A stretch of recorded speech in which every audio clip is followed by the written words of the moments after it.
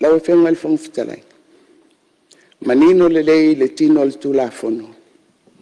Le a apa mai o le lima o le pole whatonu. I tutonu o le tulafono lea. E tauala mai i le minista o tupe. Ma o lea fo ua tatia o le mata ngā duenga fo i lea. E ou le tulafono le nei. Lau whionga i le whangwhitalai. O te whamalulu atu i le whionga i le minista. Ai o le mea te tau o na whamawina. O le whionga i le tamaitai minista. Le si la fia le lei e le tātou mauta. E iei foi o na ia whiso tainga. I pisi nisi tau tupe. I to tonu o le atunu. Whalongolongo a ma le toa.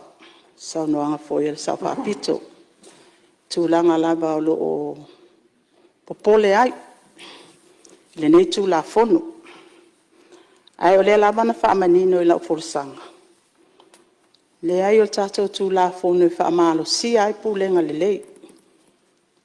O le ale tūlanga o lo o iai le tātou komiti whaatonu le taimi nei mal kovana. Le umia le kovana. Ia le tofi tai fono. O lan tūlanga wha kovana. Wa pūlenga le lei o lo o momoli atu. Tu ese. E o fo il filfilinga o komiti whaatonu le taimi nei. E filfili le kovana. A wasuinga ia tu ina mai tu la fono. E ave whasalau. Ma ia mautinoa. E fitu sui o komiti whaatonu. Ia o nei te iwa. Pea mai o seisi tu o lo o. Iai vaenga nei. Mor silfia tātou mauta al palemene.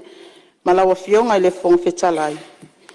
Ia ele ona o Samoa o lo iai fo isi atunu. Mo le silfia ia o tātou atunu o New Zealand. O lo esel kovana, ese foi te fono. O le atunu o foi Papua New Guinea, ia o lo whapena fo. Ia male atunu o Tonga. Ia atono la tau foi baba ai. I tūlanga ia e popole ia i whainga malo o le taimele nei. Sau noa foi le fionga sa whapito. I le tūlanga lava lea o le tūla i malimtanga luenga tupe. I le whaatatianga ma le whaatūlanga na sa amata mai e tūla fono au tū.